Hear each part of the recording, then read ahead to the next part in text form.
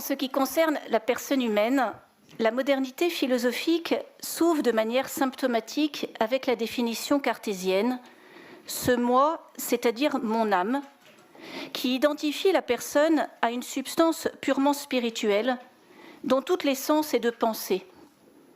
Le corps n'est qu'une substance étendue, fonctionnant selon les lois de la mécanique, semblable à tous les autres corps de l'univers, étranger à la constitution de la personne. Certes, Descartes affirme toujours l'unité substantielle de l'homme, définie au Concile de Vienne, mais l'explication qu'il en donne, une glande binéale unissant les deux substances autonomes, l'esprit et le corps, paraît si faible que même son auteur est obligé de reconnaître qu'il y a ici une idée obscure, ce qui est curieux quand on a posé en principe, comme critère de vérité, l'idée claire et distincte. Il entendait pourtant justifier ainsi, bien mieux que ne le faisait la scolastique, l'immortalité de l'âme humaine, rappelée à la 35. Immatérielle comme la pensée, elle n'avait en effet plus rien de commun avec le corps qu'elle ne vivifiait pas et dont elle ne recevait rien. Dès lors, le problème de sa survie personnelle après sa séparation d'avec le corps ne se posait plus.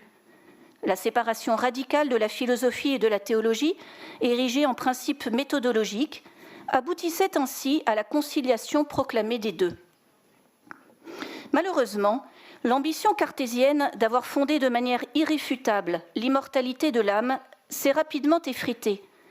De l'homme-machine de la Métrie au matérialiste scientiste du XIXe siècle, pour s'effondrer définitivement sous les coups de butoir de Nietzsche, accusant le christianisme de mépriser le corps en général et la sexualité en particulier.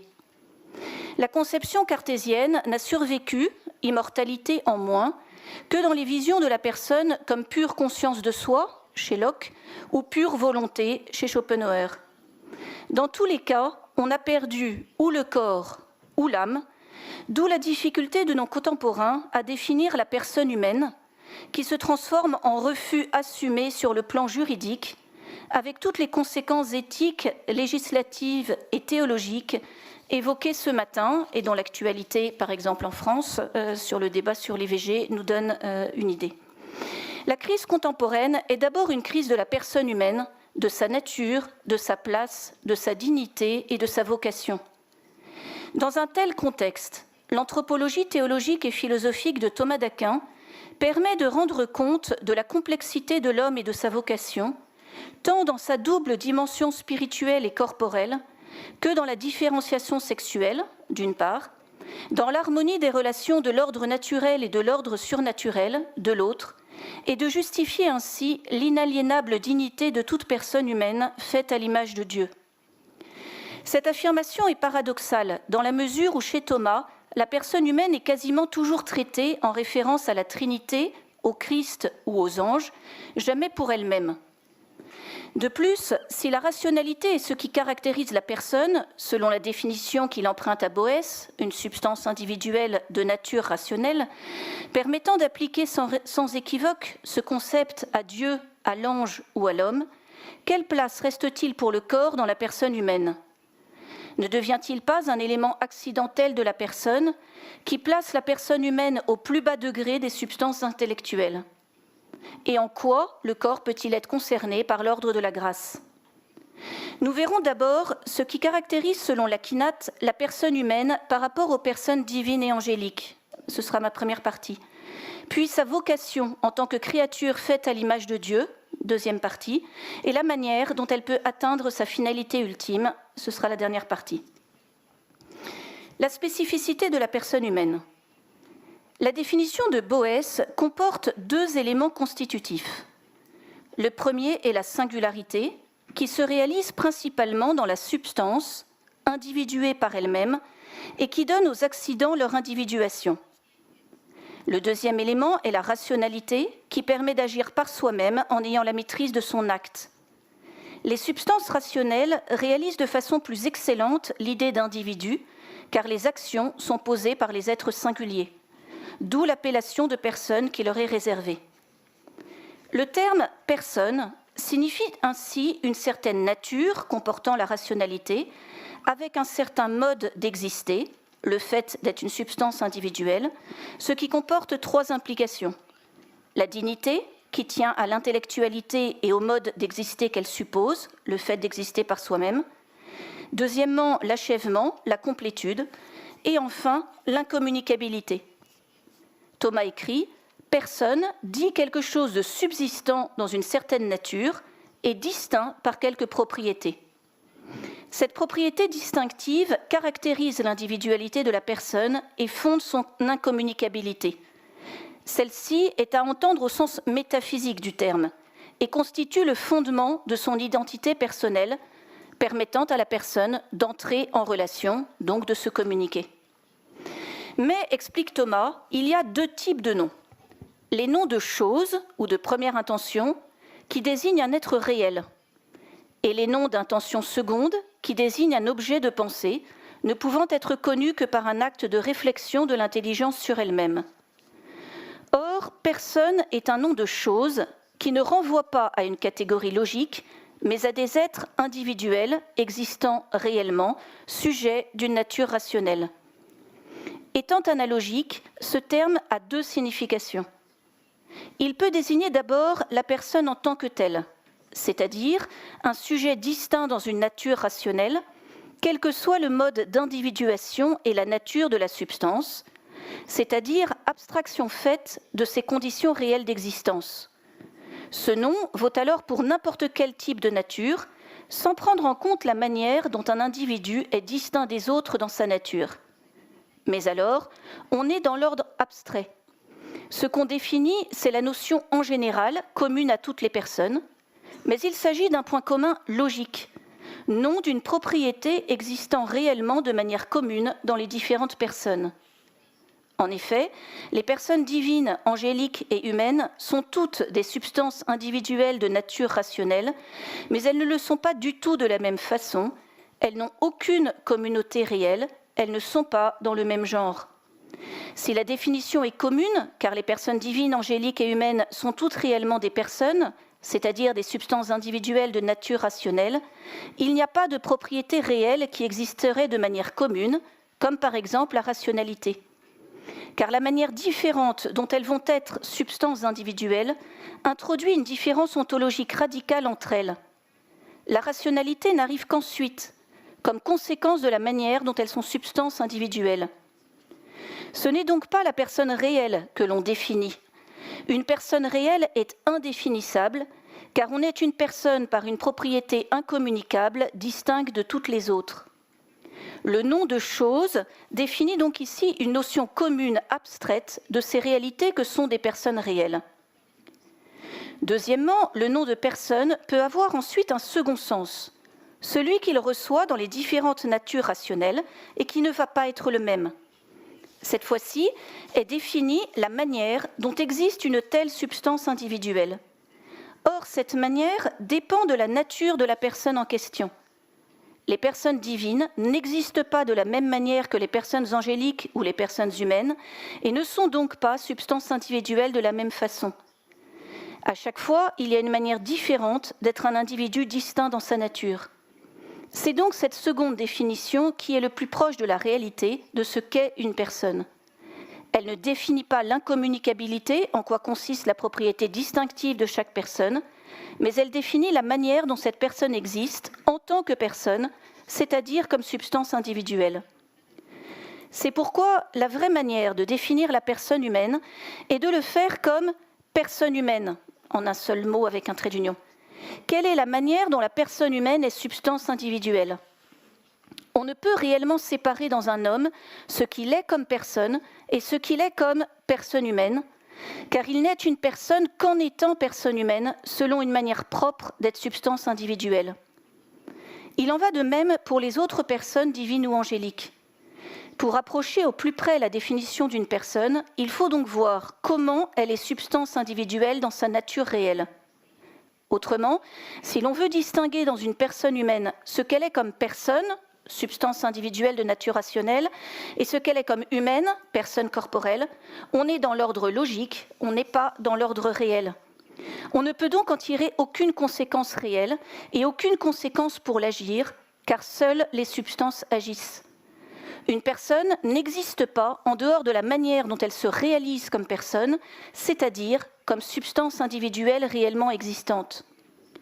Par conséquent, le mode d'individuation de chaque personne n'est pas accessoire, mais indispensable pour définir une personne concrète et en tirer des conséquences dans l'ordre réel et pour l'agir. Dans le cas des personnes divines, ce qui les distingue est le fait d'être des relations subsistantes.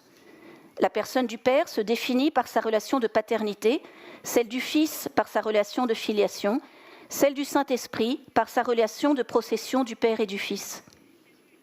Les anges, eux, sont des créatures incorporelles, dites formes simples parce qu'elles ne sont pas composées de matière et de forme, sans pour autant atteindre la simplicité divine, parce que leur essence n'est pas leur essai, leur être. Étant immatériels, ils sont incorruptibles par nature, car leur forme subsiste par elle-même. Selon Thomas, chaque ange diffère des autres par l'espèce. Autrement dit, il ne peut y avoir plusieurs individus angéliques dans une même espèce, la diversité des anges tenant à celle du degré de perfection de leur espèce. Qu'est-ce qui fait leur individuation ? Le propre de celle-ci n'est pas la matérialité, à la différence de la conception aristotélicienne dont Thomas se démarque très nettement. Car la matérialité n'est que le mode selon lequel s'individualisent les réalités composées de matière et de forme. Le propre de l'individualité, c'est l'incommunicabilité. Or, ce qui rend incommunicable l'individu matériel, c'est le fait que sa forme soit reçue dans un sujet ou une matière qui l'individualise. Ce qui rend incommunicables les formes simples que sont les anges, c'est que par nature, elles ne sont pas aptes à être reçues dans un sujet, mais sont des formes subsistantes par soi. Ainsi, autant d'anges, autant d'espèces et de personnes différentes, dont le nombre inconnu surpasse très probablement toutes les multitudes matérielles, au nom de la perfection de l'univers, qui veut que plus des êtres sont parfaits, plus Dieu les a créés en abondance. Étant des substances individuelles de nature intellectuelle, la notion de personne s'applique bien aux anges, mais de façon analogique, ceux-ci ayant leur mode propre d'individuation par rapport aux personnes divines comme aux personnes humaines. Déterminées par elles-mêmes du fait qu'elles ne peuvent être reçues en quelque chose comme forme déterminable, leur forme simple est ainsi suffisamment incommunicable. Quand il s'agit de l'homme, qu'est-ce qui caractérise cette existence personnelle et qu'est-ce qui, en elle, est principe de distinction d'avec les autres personnes humaines ?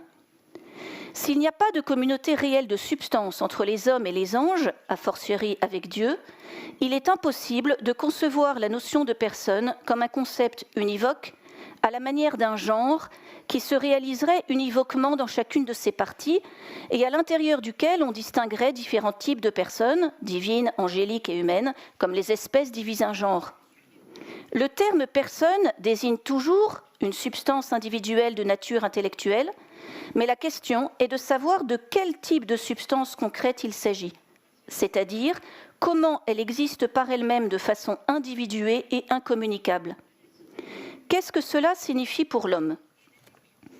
Thomas n'envisage pas la question pour elle-même, mais pour définir le statut de l'âme séparée après la mort et pour des enjeux christologiques, dans les questions concernant l'incarnation, quand il s'agit de savoir ce qui a été assumé par le Verbe de Dieu dans l'unité de sa personne, et dans celle sur la rédemption, au sujet de l'état du Christ lors du Triduum pascal. Il refuse à l'âme séparée le statut de personne, pour la raison qu'elle n'est qu'une partie de la nature humaine. Étant faite pour être unie au corps, elle ne constitue pas une nature complète par elle-même, et ne peut donc répondre à la définition de la personne qui implique totalité et complétude. C'est pourquoi on ne peut réduire la personne à l'individualité, car elle suppose une substance individuelle subsistante, existant par soi, et non dans un autre être ou un tout plus parfait.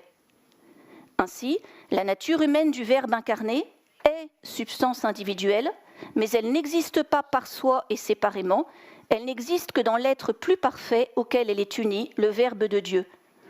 Elle n'est donc pas une personne au sens métaphysique, ce qui n'est pas un manque, mais la marque de sa dignité sans égale, étant assumée par la personne divine du Verbe et jouissant bien sûr d'une personnalité humaine psychologique intégrale.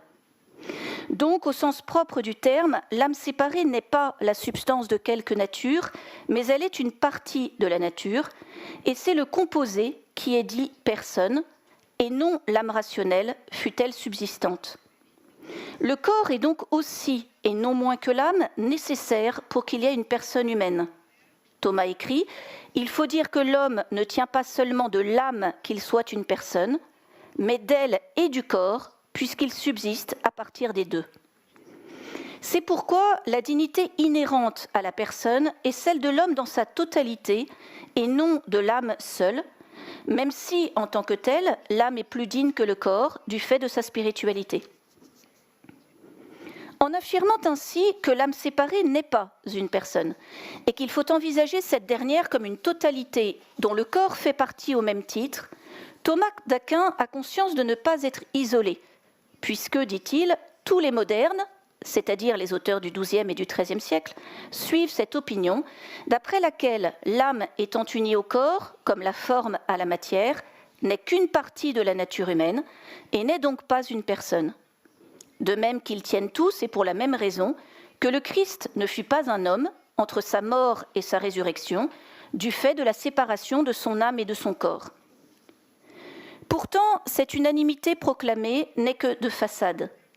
La manière dont sont interprétées la nature exacte de l'âme humaine et du corps et de leurs relations diverge profondément entre les auteurs, qui soutiennent ou des formes de dualisme plus ou moins marquées, comme Albert le Grand, qui soutient un mélange de dualisme néoplatonicien et d'illémorphisme aristotélicien, et l'ensemble de l'école franciscaine qui affirme une pluralité de formes substantielles, ou des formes de matérialisme plus ou moins déguisées, comme Sigé de Brabant. Seul Thomas d'Aquin réussit à penser à la fois une unité substantielle réelle de l'âme et du corps et l'immortalité de l'âme séparée, car le problème est justement de concilier les deux. Thomas établit que l'âme humaine est une forme subsistante en montrant que l'intellection est une opération immatérielle. La nature subsistante de l'âme humaine se déduit alors de l'immatérialité de l'intellection. Parce que l'âme humaine a une activité qui lui appartient en propre et à laquelle le corps ne participe pas intrinsèquement, elle est subsistante, c'est-à-dire existante par soi, car pour agir, il faut être en acte. On agit donc de la même manière qu'on est. L'âme est subsistante parce qu'elle a une activité immatérielle, même si, au sens propre, ce n'est pas l'âme qui comprend, mais l'homme qui comprend par son âme. Elle n'est donc pas un individu à proprement parler, mais comme elle a une activité propre, elle a un être par soi ne dépendant pas du corps.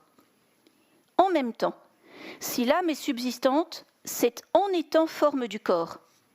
En effet, si l'intellection est en tant que telle un acte immatériel, il est cependant nécessaire de reconnaître que le corps y joue un rôle, sans quoi on ne rend pas compte de l'union de l'âme et du corps, car ce qui est naturel ne peut être vain.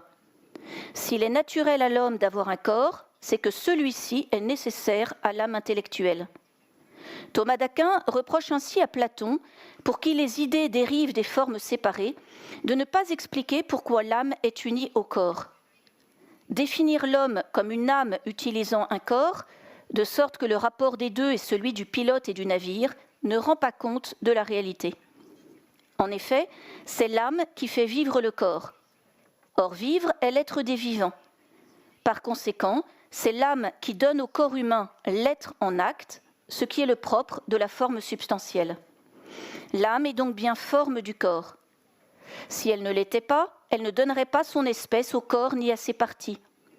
Or, à la mort, quand elle se sépare du corps, on ne parle plus de corps ou d'œil que de manière équivoque. On parle de cadavre. De plus, cela ferait de l'union de l'âme au corps une union seulement accidentelle, et la mort ne marquerait pas de changement substantiel, ce qui est évidemment faux. Reste alors le problème de l'individuation de l'âme, qui peut se formuler ainsi. Si l'on admet que l'âme est forme au sens aristotélicien, elle est individuée et multipliée par la matière. Mais si l'on enlève la cause de l'individuation, celle-ci disparaîtra aussi, et ainsi, à la mort, il ne restera plus qu'une seule âme pour toute l'humanité, la nature commune d'âme. Mais inversement, si l'âme est individuée par elle-même, en quoi a-t-elle besoin du corps pour être ? Thomas répond que l'âme n'est individuée que par le corps, la multiplication des corps commandant l'infusion d'âmes multiples.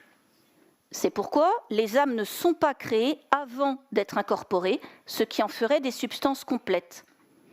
Mais il résout le problème en introduisant une distinction entre le principe et le terme de l'individuation, ce qui va lui permettre à la fois de fonder le caractère propre de chaque âme et d'assurer la permanence de son individuation, même après la séparation.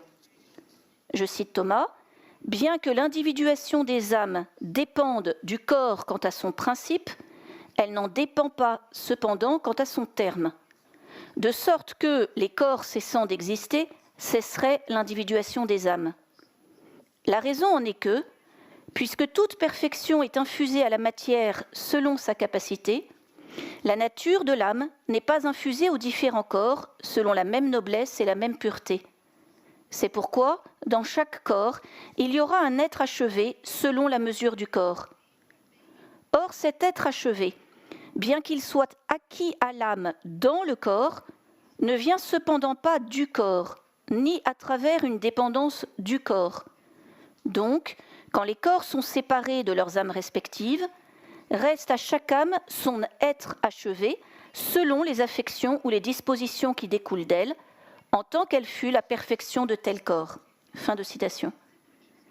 En d'autres termes, Thomas affirme que le principe d'individuation des âmes est du côté du corps, dans le corps, sans être causé par le corps ou la matière.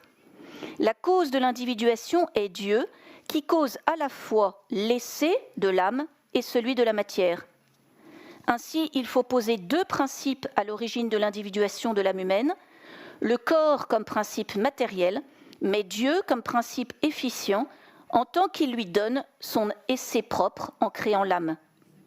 Une telle individuation, tout en maintenant l'indépendance dans l'être de l'âme, crée entre celle-ci et le corps une proportion et une adaptation mutuelle qui demeurent même après la séparation du corps, puisqu'elles suivent l'être. En quoi ce rapport à la matière peut-il permettre l'individuation de la forme ? C'est que, en tant que sujet premier, elle va fournir l'incommunicabilité qui est l'essence de l'individuation, alors que la forme humaine, en tant que telle, est communicable à plusieurs sujets, d'où le fait qu'il y a plusieurs membres dans l'unique nature humaine. La nécessité du corps pour que l'âme puisse exercer son opération propre étant établie, il reste à voir concrètement où se situe le rôle du corps et en quoi il consiste. Thomas d'Aquin explique que l'âme a besoin du corps d'abord en amont de l'acte d'intellection.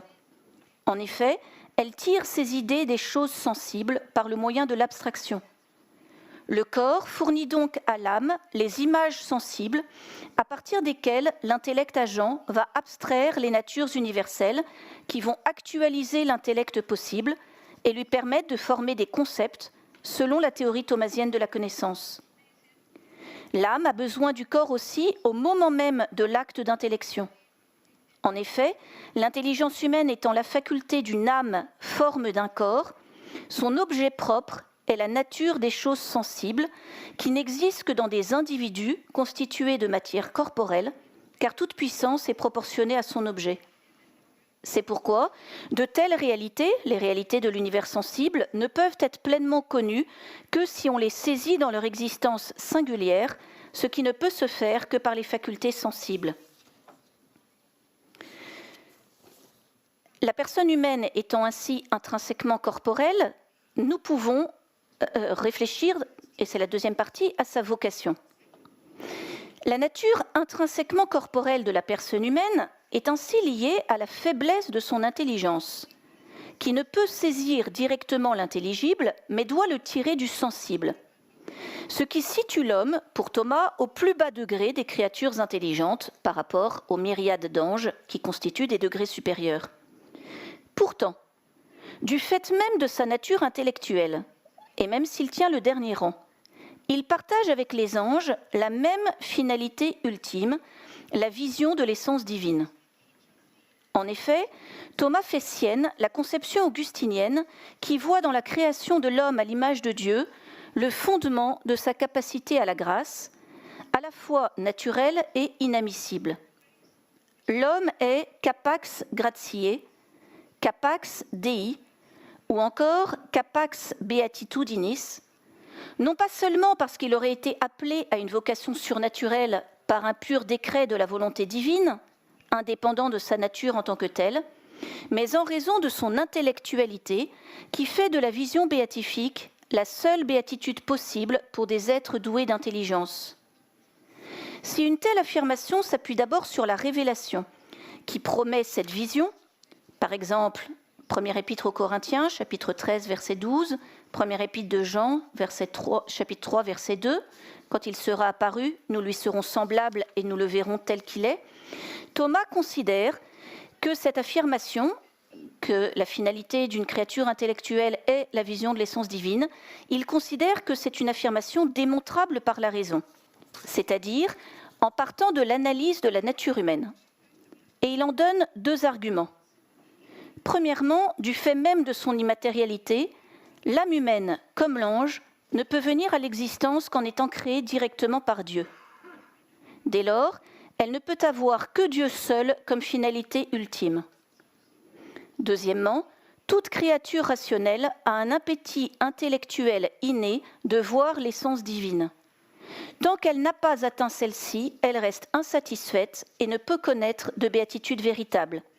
Je cite Thomas, « Il est impossible que quelqu'un obtienne la béatitude parfaite, si ce n'est dans la vision de l'essence divine, parce que le désir naturel de l'intellect est de savoir et de connaître les causes de tous les effets connus de lui, ce qui ne peut être accompli que par le fait que soit su et connue la cause universelle de toute chose, elle qui n'est pas composée d'effets et de causes comme les causes secondes.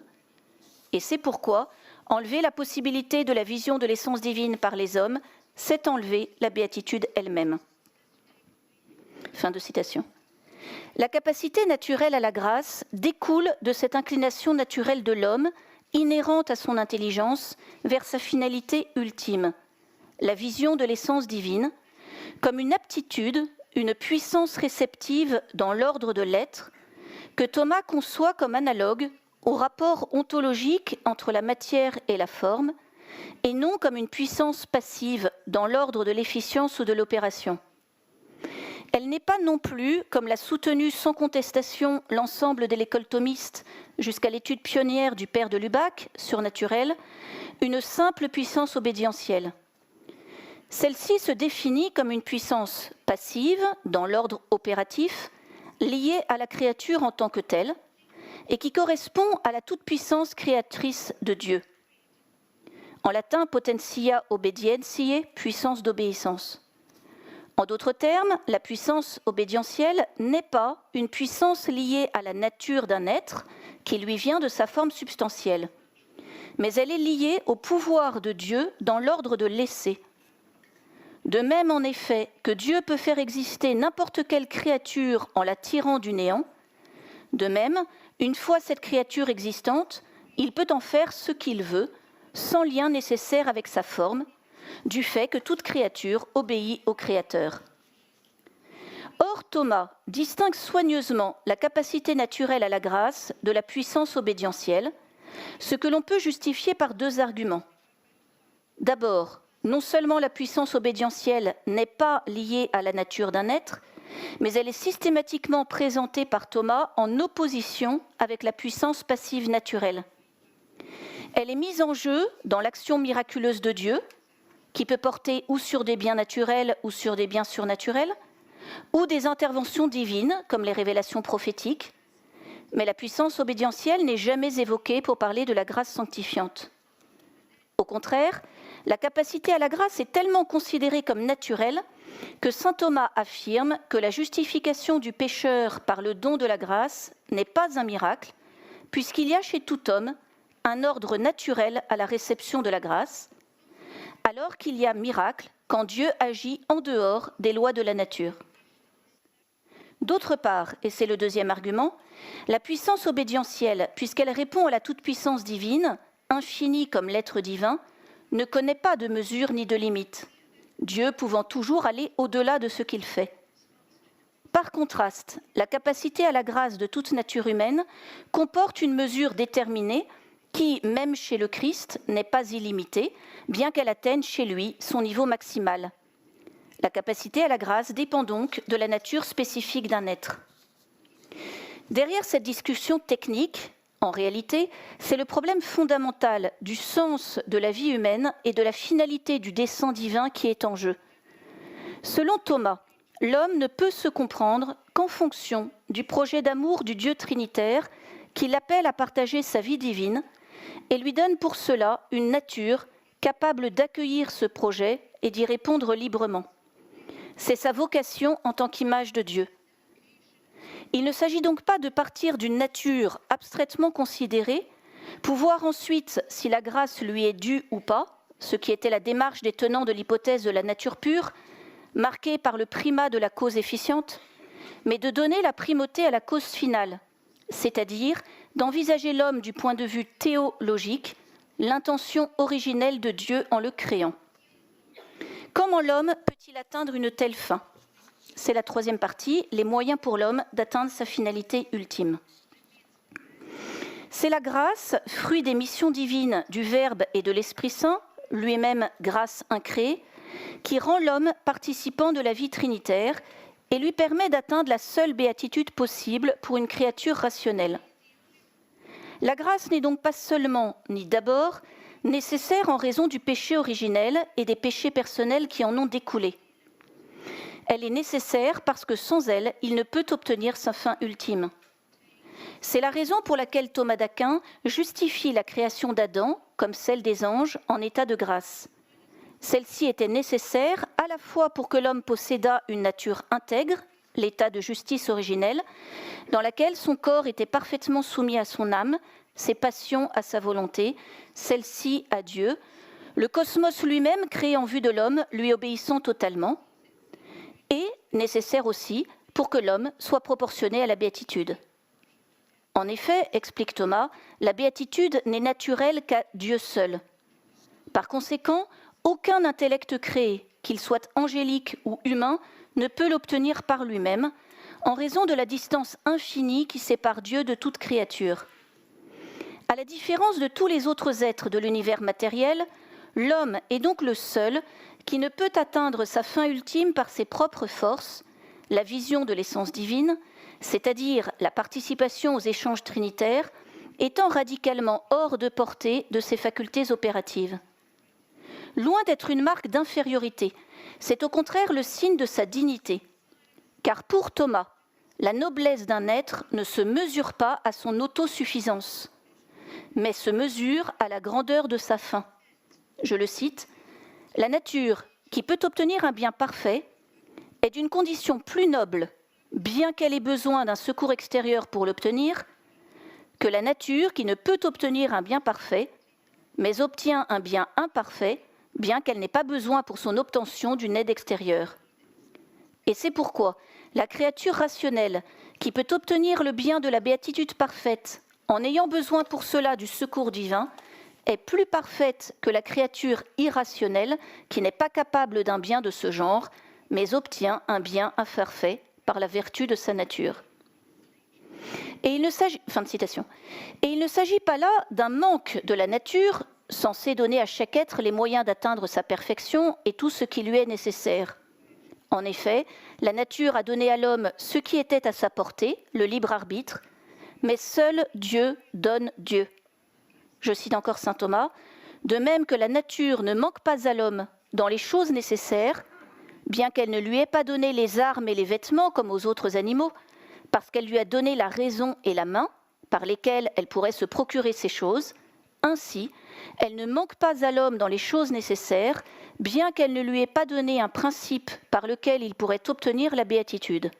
En effet, c'était impossible. Mais elle lui a donné le libre arbitre par lequel il pourrait se tourner vers Dieu qui le rendrait bienheureux. En effet, ce que nous pouvons par nos amis, nous le pouvons nous-mêmes en quelque sorte, comme il est dit au livre 3 de l'Éthique.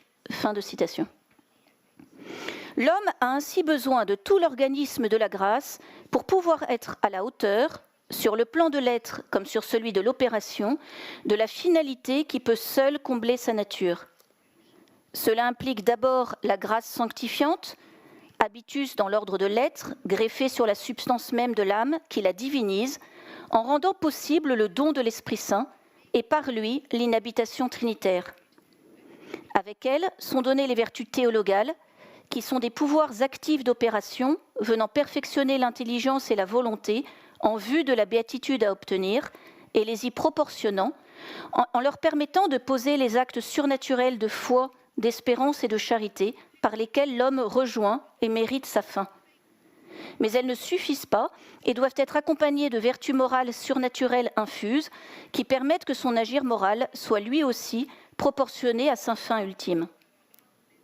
Si la grâce sanctifiante, les vertus théologales et les vertus morales infuses permettent ainsi à l'homme d'être ordonné à la béatitude sur le plan de l'être et de l'agir, elles ont cependant besoin d'être complétées par les dons du Saint-Esprit. En effet, même si les premières sont d'ordre surnaturel, elles opèrent selon un mode humain, tandis que les dons du Saint-Esprit disposent l'homme à agir selon un mode divin en le rendant docile à suivre les motions de l'Esprit Saint, sans lequel il ne peut y avoir de vie chrétienne authentique. Je le cite, « Parce que celui qui est conduit n'opère pas de lui-même, l'homme spirituel n'est pas seulement instruit par l'Esprit Saint de ce qu'il doit faire, mais son cœur est aussi mu par l'Esprit Saint. En effet, ces réalités sont dites être agies, qui sont mues par un instinct supérieur. C'est pourquoi nous disons des animaux sans raison qu'ils n'agissent pas, mais qu'ils sont agis, parce qu'ils sont mus par la nature, et non par leurs propres mouvements pour faire leurs actions. De même, l'homme spirituel est incliné à faire quelque chose, non principalement comme par un mouvement de sa volonté propre, mais par l'instinct de l'Esprit Saint. Il n'est pas exclu par là cependant que les hommes spirituels opèrent par leur volonté et leur libre arbitre, parce que l'Esprit Saint cause en eux le mouvement lui-même de la volonté et du libre arbitre. Selon ce passage de l'Épître aux Philippiens 2:13, c'est lui qui opère en nous le vouloir et le faire, ou le passage des Actes rappelé par le Père Capel-Dumont ce matin. C'est cette vie selon l'Esprit qui caractérise le chrétien vivant selon l'Évangile. La loi nouvelle n'étant pas d'abord ni principalement un ensemble de normes ou de préceptes, mais l'Esprit Saint lui-même. Je cite Thomas, « Ce qui est le plus important dans la loi du Nouveau Testament, et en quoi consiste toute sa vertu, est la grâce de l'Esprit Saint, qui est donnée par la foi dans le Christ. Et c'est pourquoi la loi nouvelle est principalement la grâce elle-même de l'Esprit Saint qui est donnée aux fidèles du Christ. Cependant, la loi nouvelle a des éléments comme dispositifs à la grâce de l'Esprit Saint et se rapportant à l'usage de cette grâce, qui sont comme secondaires dans la loi nouvelle, dont il faut que les fidèles du Christ soient instruits, et par des paroles et par des écrits, tant à propos de ce qu'il faut croire que de ce qu'il faut faire. Et c'est pourquoi il faut dire que la loi nouvelle est principalement une loi intérieure, la grâce de l'Esprit Saint, mais secondairement une loi écrite, les commandements. » Fin de citation. Je crois que c'est dans ce sens-là qu'il faut comprendre ce que le pape François dit régulièrement à propos des commandements. Si Thomas d'Aquin affirme ainsi sans équivoque la nécessité de la grâce, et dans l'au-delà, celle de la gloire, pour atteindre la seule béatitude qui convienne à sa nature, il n'en soutient pas moins la gratuité radicale de la grâce. Mais pour justifier celle-ci, il ne se sent pas obligé de soutenir la possibilité, même hypothétique, d'une béatitude naturelle, comme le feront les théologiens postérieurs, marqués à la fois par une mentalité juridique, le développement de conceptions volontaristes de la toute-puissance divine comme de la liberté, et les polémiques contre Baius, qui prétendait que la grâce était due à la nature humaine avant le péché originel. Pour Thomas, est d'abord gratuit ce qui n'est pas le fruit d'un mérite et dépasse toute nature créée, qu'elle soit angélique ou humaine. Je cite saint Thomas, « Il est dit dans la lettre aux Romains 6,23 « La grâce de Dieu est la vie éternelle ». C'est en effet dans la vision divine que se trouve la béatitude de l'homme qui est appelée vie éternelle, à laquelle nous ne pouvons parvenir que par la seule grâce de Dieu, parce qu'une telle vision excède toute faculté de la créature et qu'il n'est possible d'y parvenir que par une faveur divine. Or, les choses qui adviennent ainsi sont regardées comme des grâces de Dieu. » Fin de citation. est ensuite gratuit, ce qui résulte de la volonté libre et aimante de Dieu, qui veut se communiquer par amour. C'est un amour désintéressé, procédant de sa pure libéralité, et approprié pour cela à l'Esprit Saint, qui est la personne don. L'ordre de la grâce est ainsi gratuit, différent foncièrement de l'ordre de la justice. Thomas distingue soigneusement en effet ce qui est dû à une nature selon sa condition et qui dépend de ses principes constitutifs, voire de son état existentiel, et ce qui est nécessaire en raison de sa fin, une telle nécessité n'entraînant aucun dû.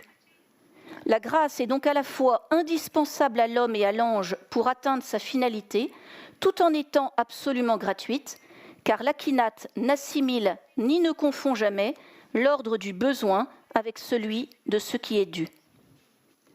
Conclusion. Que pouvons-nous conclure au sujet d'une telle conception de la personne humaine et de sa vocation ? Dans le réalisme méthodique, Étienne Gilson remarquait que la modernité philosophique, en faisant du postulat de l'idée claire le critère de la vérité et le point de départ méthodologique de la philosophie, se condamnait non seulement à ne jamais rejoindre le réel, mais encore à se trouver aux prises avec des contradictions insolubles à surmonter. Car ce qui est donné d'emblée comme uni dans la réalité, tout en étant distinct, se trouve dans la pensée abstraite comme opposé, les essences n'étant pas en tant que telles compatibles. Ainsi, par définition, l'essence n'est pas l'essai ou l'existence, l'individu n'est pas la société, l'âme n'est pas le corps, le masculin n'est pas le féminin, le naturel n'est pas le libre, et la nature n'est pas la grâce, pour mentionner quelques exemples touchant l'homme de plus près. Mais ce qui est incompatible au niveau des essences existe uni dans la réalité. Gilson invitait par conséquent le débutant en philosophie à partir du réel pour réapprendre à penser en allant de l'être au connaître. Je crois qu'une telle méthode, qui était celle de Thomas d'Aquin, non seulement sur le plan philosophique, mais d'abord sur le plan théologique, où il accueille la révélation telle qu'elle est donnée et transmise dans et par l'Église, explique le caractère profondément unifié de son anthropologie. Unité d'abord de l'âme et du corps, comme constituant intrinsèque de la personne humaine, au point que l'âme séparée n'est pas une personne. La corporéité marque ainsi l'homme dans tout son être, y compris dans sa dimension religieuse, au double point de vue ascendant, l'homme qui s'adresse à Dieu dans la prière, et descendant, Dieu qui s'adresse à l'homme tel qu'il est et le sauve en respectant sa nature corporelle, d'où l'incarnation et la sacramentalité de l'Église. Elle se prolonge même au-delà de la vie terrestre, puisque l'homme est appelé à la résurrection et que sans elle, l'âme, tout en connaissant déjà la béatitude, n'est pas encore dans son état parfait. Unité ensuite entre l'état originel de l'homme et l'état qui a suivi la chute. Thomas, ne faisant pas de la nécessité de la connaissance sensible pour le fonctionnement de l'intelligence humaine ou la nécessité de la vie sociale une conséquence du péché, tandis qu'il explique vraiment en quoi la mort est contre nature. Unité enfin de la nature et de la grâce, l'hypothèse d'une nature pure n'existant pas chez Thomas d'Aquin, l'homme ne pouvant trouver son achèvement et sa plénitude qu'avec la grâce puis la gloire, a fortiori depuis que sa nature a été blessée par le péché originel. Comme l'écrit encore Gilson, il n'y a d'humanisme intégral que chrétien. Par là, Thomas d'Aquin évite les discussions mortifères dont la philosophie et la théologie moderne se sont trop longtemps nourries, celles entre l'âme et le corps, la nature et la grâce, la philosophie et la théologie, qui ont abouti à ce que Lubac appelait le drame de l'humanisme athée, dont la mort proclamée de Dieu puis de l'homme constitue les étapes successives et dont le transhumanisme ou l'antispécisme sont les conséquences ultimes. Thomas écrit « L'homme n'est en effet ni son corps, ni son âme, mais l'union des deux. Ce n'est donc pas malgré son corps, mais dans sa dimension sexuée, qu'il faut envisager la personne humaine, faite à l'image de Dieu, et appelée dans le Christ comme homme et femme à participer avec les anges à la communion trinitaire dans l'Église. Finis omnium ecclesia. La fin de toute chose est l'Église. Thomas nous invite ainsi à retrouver une vision intégrale de l'homme, de son origine, de sa nature et de sa finalité, par un retour au centre de la révélation, car, je cite Gaudium et Spes, En réalité, le mystère de l'homme ne s'éclaire vraiment que dans le mystère du Verbe incarné. Adam, en effet, le premier homme, était la figure de celui qui devait venir, le Christ Seigneur. Nouvel Adam, le Christ, dans sa révélation même du mystère du Père et de son amour, manifeste pleinement l'homme à lui-même et lui découvre la sublimité de sa vocation. Fin de citation. Je vous remercie.